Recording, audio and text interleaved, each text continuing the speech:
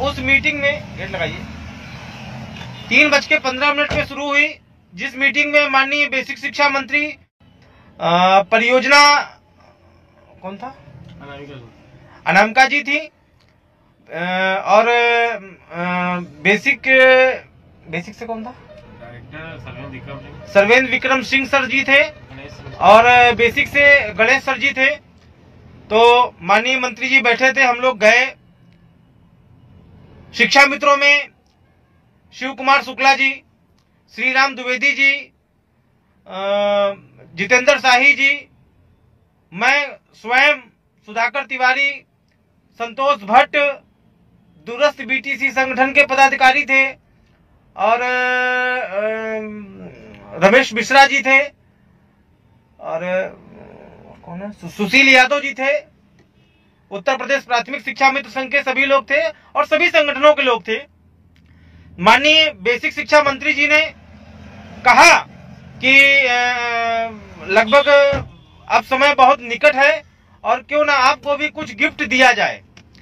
Gift से उन्होंने बात कही कि क्यों ना आपको भी कुछ गिफ्ट दिया जाए, जिस पर हम लोगों ने कहा कि आदरणीय बहुत लंबा समय हो गया है, तो जिस पर माननीय मंत्री जी ने कहा कि हाँ, आप लोगों की समस्या और पीड़ा जायज भी है, और वही एक रटा रटाया बयान आज पुनः माननीय बेसिक शिक्षा मंत्री जी ने कहा कि आप लोगों का मानदेय हमारी योगी सरकार ने 3500 से बढ़ाकर और 10,000 रुपए करने का काम किया था। तो जिस पर हम लोगों ने कहा कि माननीय मंत्री जी ये क्यों नहीं कहते आप कि आपने मानदेय हमारा 40,000 से कम करके 10,000 रुपए करने का काम किया था। जिस पर माननीय मंत्री जी एवं अन्य अधिकारी हंसने लगे। हम लोग भी थोड़ा सा दूसरे मूड में थे ताकि बात कुछ निकल कर आए। जिस पर माननीय मंत्री जी ने फिर कहा कि सरकार जितने भी संविदा कर्मी हैं सभी के लिए कुछ ना कुछ दे रही है, तो शिक्षा मित्र हमारा कैसे पीछे छूट सकता है, उसको भी हम लोग देंगे। जिसके बाद माननीय बेसिक शिक्षा मंत्री जी ने सभी से परिचय लिया और सभी से कहा कि आप सभी लोग जितने लोग आए हैं आप सभी लोग अपना परिचय दें। परिचय देने के बाद सभी ने अपना परिचय दिया। परिचय देने के बाद माननीय मंत्री जी ने कहा कि भाई हम कुछ लेकर आए हैं आप लोगों के लिए, तो चर्चा हो जाए। जिस पर शिव कुमार शुक्ला जी, उत्तर प्रदेश प्राथमिक शिक्षा मित्र संघ के प्रदेश अध्यक्ष आदरणीय शुक्ला जी के द्वारा कहा गया कि आदरणीय मंत्री जी सब कुछ आपके संज्ञान में है, विगत लंबे समय से हम लोग मांग भी कर रहे हैं और सब कुछ आपके संज्ञान में है, तो क्यों ना आपसे ही शुरुआत की जाए कि आप शिक्षा मित्रों को क्या देना चाहते हैं।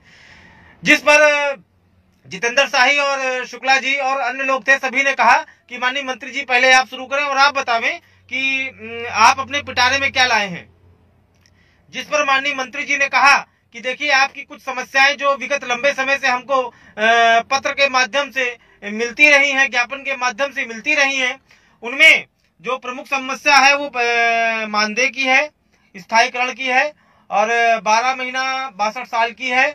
महिलाओं को जो है उनके जिले में जो है भेज दिया जाए, मतलब ऐसी सुविधा दी जाए कि उनका ट्रांसफर उनके गृह जनपद में हो जाए और मूल विद्यालय मिल जाए।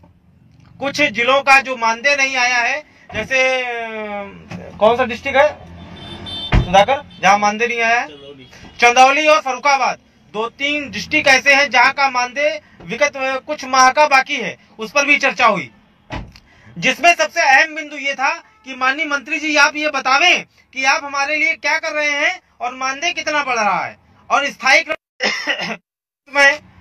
जिस पर हम लोगों ने ये कहा कि माननीय मंत्री जी आप बतावें आप क्या देना चाह रहे हैं।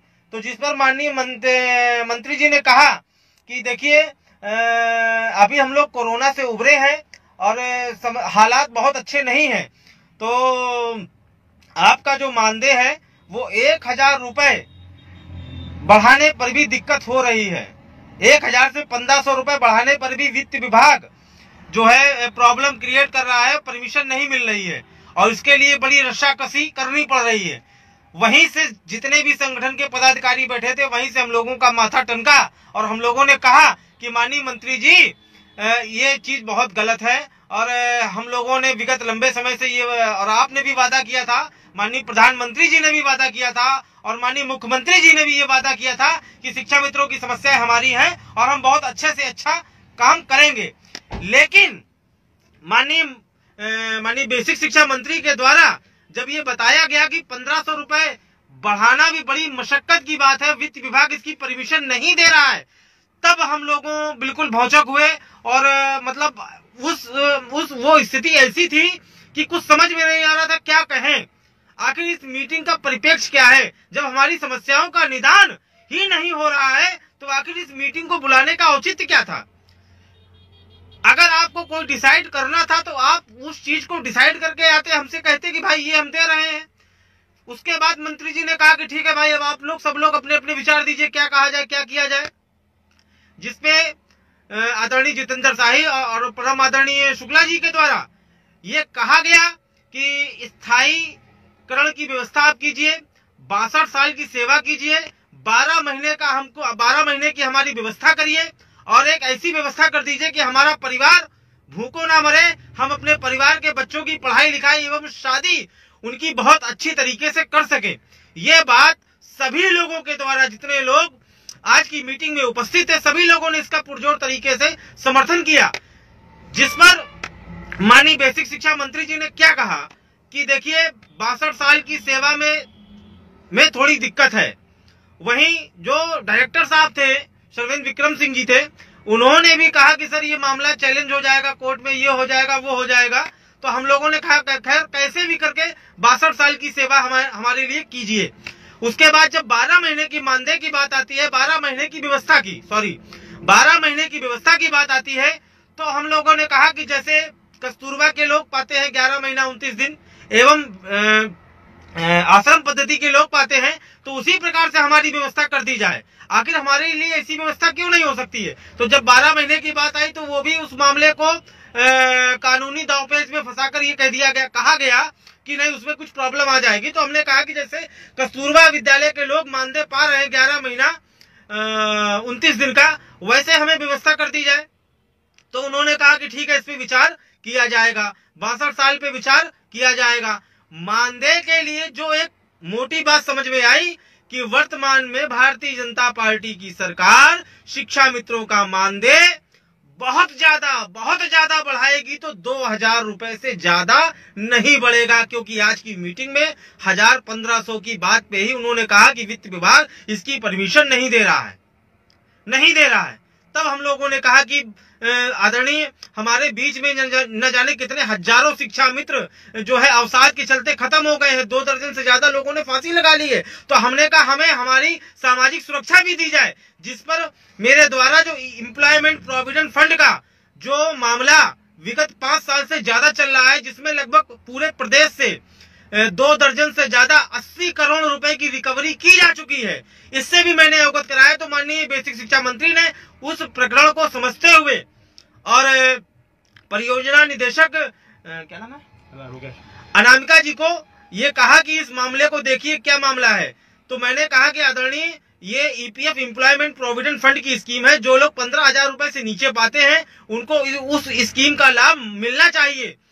तो उन्होंने कहा कि ठीक है, इस प्रकरण की हम जांच कराते हैं और क्या मामला क्या नहीं है। कुल मिलाकर अंतोगत्वा केवल एक बात निकल कर आई कि हम सभी जो लोग उम्मीदें पाल कर गए थे, जो हमें बताया जा रहा था, एवं जो हमारे बीच कुछ ऐसे धूर्त और राक्षस प्रवृत्ति के लोग घुसे हैं जो आपको डेली हेडमास्टर और प्रधानाध्यापक सहायक अध्यापक बनाते हैं, उनका वेतनमान दिलाने की बात करते हैं, आज उस पर पूर्ण तरीके से पूर्ण विराम लग गया है।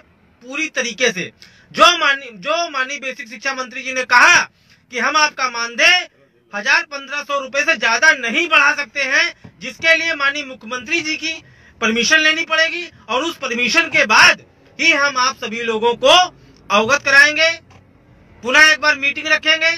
तो मित्रों, मेरा ये व्यक्तिगत विचार है कि जो सरकार आपके साथ न्याय करे उस सरकार का साथ दें, उसकी सरकार बनाए, और जो सरकार आपके साथ न्याय ना करे, आपके परिवार के साथ न्याय करे, आपके बच्चों के साथ न्याय ना करे, उसके साथ कतई ना रहे।